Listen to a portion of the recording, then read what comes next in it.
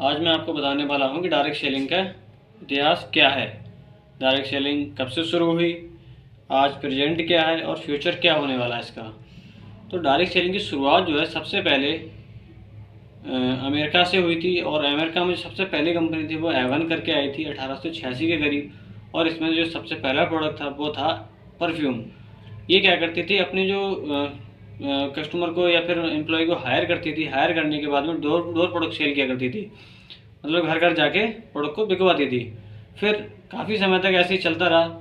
उसके बाद में एक कंपनी आती है द टपरवेयर के नाम से, और वो पार्लर का काम पकड़ती है, शादी पार्टियों का काम पकड़ती थी। और ये मार्केटिंग इसी तरीके से करते थे कि शादी पार्टी का ऑर्डर लिया और पार्लर का काम किया।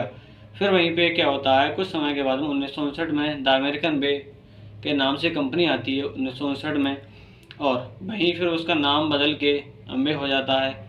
ऐसे ही चलते चलते चलते चलते 1959 से लेके 1995 तक अपने भाई मतलब अपने देश में ही करते हैं या और देशों में करते हैं, लेकिन इंडिया में नहीं आते हैं। लेकिन 1996 में क्या होता है कि ये इंडिया में एंटर करते हैं, और 1996 से अपने भारत में डायरेक्ट सेलिंग चलने लगी, होने लगी। ठीक है, वहीं चलते चलते 2012-13 के करीब में गवर्नमेंट ने सभी कंपनियों को बैन कर दिया। उसका कारण ये था कि उसके बीच में बहुत ज़्यादा चिट फंड कंपनियाँ आ गई, बहुत ज़्यादा फ्रॉड होने लगा। फिर गवर्नमेंट ने सारी कंपनियां बैन कर दी। उसी बीच में कुछ कंपनियां अच्छी भी थीं, लीगल थीं। तो उन्होंने क्या किया कि अपने आप को प्रूव किया कि हम लोग सही हैं, हम लोगों को देखो, जांचो, परखो, उसके बाद में हम अगर दोषी ठहरा जाते हैं तो हमें बंद करो। तो क्या किया, गवर्नमेंट ने जांचा, परखा, देखा, तो जो कंपनियां अच्छी थीं, जो कंपनियां जेन्युइन थी, एक नंबर की थी, तो वो रीस्टार्ट हो गई, और जो फ्रॉड थी वो ऑलरेडी परमानेंटली बंद हो गई। ऐसे ही चलते चलते 2012-13 हो गया। उसके बाद में करीब करीब 21 जून 2021 को गवर्नमेंट क्या करती है, गाइडलाइन लेके आती है डायरेक्ट सेलिंग को लेके, जिसमें बताती है अपनी गवर्नमेंट ऑफ इंडिया बताती है कि किस तरीके से डायरेक्ट सेलिंग करनी चाहिए।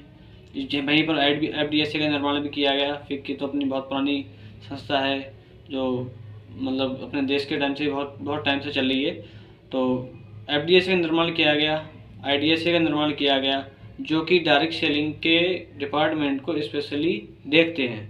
ठीक है, उसके बाद में 21 जून 2021 को गवर्नमेंट की गाइडलाइन आती है। उसके बाद में क्या होता है, 8 मार्च 2024 स्मृति ईरानी जी, जो महिला एवं बाल विकास मंत्री हैं वो, और पीयूष गोयल जी, जो कि कंज्यूमर अफेयर के मिनिस्टर हैं और पूर्व रेल मंत्री जी भी रह चुके हैं, वो क्या करते हैं, महिला दिवस पे, अंतर्राष्ट्रीय महिला दिवस पे 8 मार्च को बहुत बड़ा 25,000 लोगों के बीच में एक प्रोग्राम ऑर्गेनाइज करते हैं, और उसमें दिखाते हैं कि डायरेक्ट सेलिंग की ताकत क्या है और फ्यूचर क्या है। देखो 64,500